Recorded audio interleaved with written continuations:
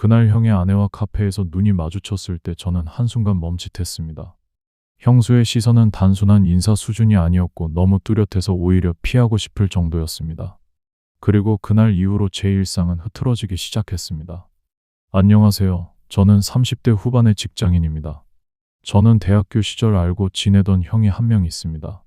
서로 자주 연락하는 사이는 아니었지만 가끔 생일 때나 안부를 주고받는 정도의 관계였습니다. 형은 결혼한 지 6년 정도 된 평범한 가장이었고 저는 혼자 지내는 평범한 직장인의 삶을 이어가고 있었습니다. 주말 오후 저는 집 근처 카페에 들러 시간을 보내고 있었는데 우연히 그 형을 마주쳤습니다. 형 옆에는 제가 처음 보는 형의 아내가 있었고 저는 자연스럽게 인사를 건넸습니다. 그런데 인사를 나누는 순간 형의 아내가 저를 바라보는 시선이 평범하지 않다는 느낌이 들었습니다. 단순히 반갑게 보는 눈빛이 아니라 뭔가 묘하게 느낌이 왔고 그 느낌은 저에게 오래 남았습니다. 그렇게 형과 잠깐의 만남이 있고 나서 며칠 뒤 형이 집에 놀러 오라고 연락을 해왔습니다. 저는 큰 의미 없이 흔쾌히 알겠다고 했고 약속된 날짜에 형의 집을 찾았습니다. 문이 열렸을 때 형은 반갑게 맞이해 주었고 형의 아내는 카페에서 느꼈던 그 미소로 저를 맞이해 주었습니다. 저는 약간 부담스럽고 불편했지만 싫지만은 않았습니다. 형은 저를 거실로 안내해 주었고 잠시 화장실로 들어갔습니다. 그 사이 형의 아내는 그 짧은 순간에도 제 주변을 훑어보는 듯한 시선을 보였습니다. 대화도 하지 않고 가만히 있는데도 제가 신경 쓰일 만큼 존재감이 강하게 느껴졌습니다. 저는 괜히 자세를 고쳐 앉으며 시선을 피했고 형이 다시 나오는 순간 형수의 표정은 아무 일도 없었다는 듯 자연스럽게 돌아갔습니다. 그날은 밥만 먹고 문제없이 끝났지만 집으로 돌아오는 길 내내 마음이 이상하게 어지러웠습니다. 단순한 오해라고 치부하기엔 계속 반복되는 그녀의 시선이 너무 묘했고 그게 괜히 제 머릿속에 남아 며칠 내내 떠올랐습니다. 그렇게 형의 아내와의 첫 만남은 제 일상이 흔들리는 시작이 되었습니다. 그날 이후로 저는 형수를 의식하지 않으려고 했지만 예상보다 쉽지 않았습니다. 형은 갑자기 평소보다 더 자주 연락을 해왔고 시간이 되면 집에 들러서 밥을 먹거나 술을 먹자고 말했습니다. 그렇게 형의 집에 갈 때마다 형수의 행동은 조금씩 더 선명하게 제 눈에 띄었습니다. 한 번은 형이 잠깐 볼 일이 있어서 나갔다가 올 건데 집에 도착하면 벨 누르고 먼저 들어가 있으라고 얘기했습니다. 아내 형수가 혼자 있다면서요. 저는 무언가 좀 두려웠지만 용기를 내 벨을 누르고 집 안으로 들어갔습니다.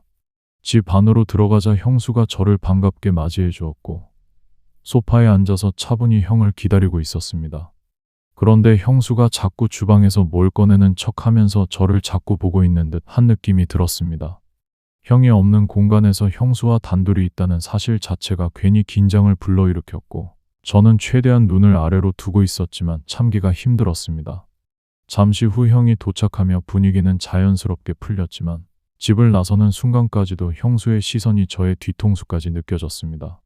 그 이후로도 형은 주말마다 종종 연락을 했고 저는 거리를 조금 두려워했지만 형이 꾸준한 초대는 쉽게 거절하기 어려웠습니다. 그러는 동안 형수의 태도는 적극적으로 변했습니다. 형이 잠시 자리를 비울 때마다 형수는 꼭 제 가까운 쪽으로 이동했고 필요 이상으로 말을 붙이진 않았지만 눈빛과 행동은 충분히 의도를 알 수 있게 만들었습니다. 저는 이게 괜한 착각이 아니었음을 매번 확인하는 느낌이 들었습니다. 그러다 문제가 커진 건 어느 주말 저녁이었습니다. 형이 집 근처에서 밥을 먹자며 불렀고 저는 고민 끝에 나가기로 했습니다.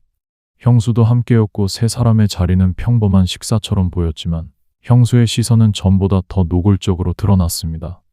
식사 중 셋이서 같이 술을 마셨는데 형은 술 기운이 많이 올라왔는지 갑자기 일어났습니다. 그러더니 편의점에서 숙취해소제를 사오겠다며 편의점으로 나갔고 저는 형수와 단둘이 남게 되었습니다. 그 몇 분의 시간이 굉장히 길게 느껴졌고 저는 괜히 휴대폰만 만지면서 상황을 모면하려 했습니다. 하지만 형수는 방금까지와는 다르게 볼빨간 얼굴로 저를 보며 웃었고 조금 더 저에게 몸을 기울였습니다. 저는 아무 말도 하지 않았지만 심장이 빠르게 뛰는 것이 느껴졌고 부담과 긴장감이 동시에 올라왔습니다. 그날 이후 형수와의 거리는 빠르게 좁혀지기 시작했습니다. 형이 자리에 없을 때만 생기는 묘한 긴장감이 점점 더 자주 반복됐고 저는 그럴 때마다 심장이 두근거렸습니다. 형이 전혀 눈치채지 못한다는 게 오히려 더 조심스럽게 만들었습니다. 그러다 결국 어느 날 형이 먼저 집으로 오라고 연락을 보냈고 저는 자연스럽게 그 집의 문 앞에 서게 되었습니다. 그날도 마침 형이 조금 늦는다고 해서 저는 거실에서 형수와 시간을 보내고 있었습니다. 그러다 형수가 자리에서 일어나 제 옆으로 이동했고 너무 가까운 거리에서 움직이는 바람에 저는 순간 몸이 굳어버렸습니다. 형이 없는 집안의 형수를 바로 옆에서 마주한 그 상황은 말없이도 충분히 의미가 전달되는 순간이었습니다.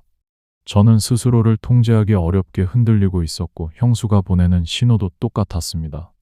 결국 저도 눈을 피하지 못했고 결국은 흔들렸습니다.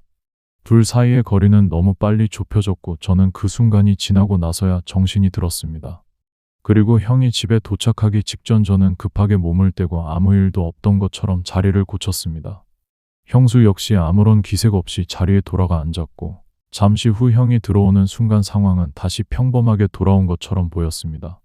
그날 집에서 돌아오는 길에 저는 스스로에게 화가 났습니다.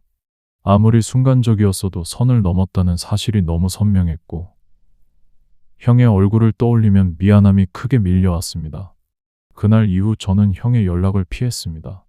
형수 역시 아무렇지 않게 지내려는 듯 보였지만 저는 더 이상 형의 집 근처에도 가지 않았습니다. 한번 흔들린 순간이 있었지만 그 순간 이후 저는 철저하게 선을 지키기로 결심했습니다. 형에게도 더 이상 폐를 끼치고 싶지 않았고 형수와의 어떤 연결도 다시 만들고 싶지 않았습니다. 지금은 형과도 자연스럽게 연락이 끊겼고 제 일상도 다시 조용하게 돌아왔습니다. 구독과 좋아요 부탁드립니다. 감사합니다.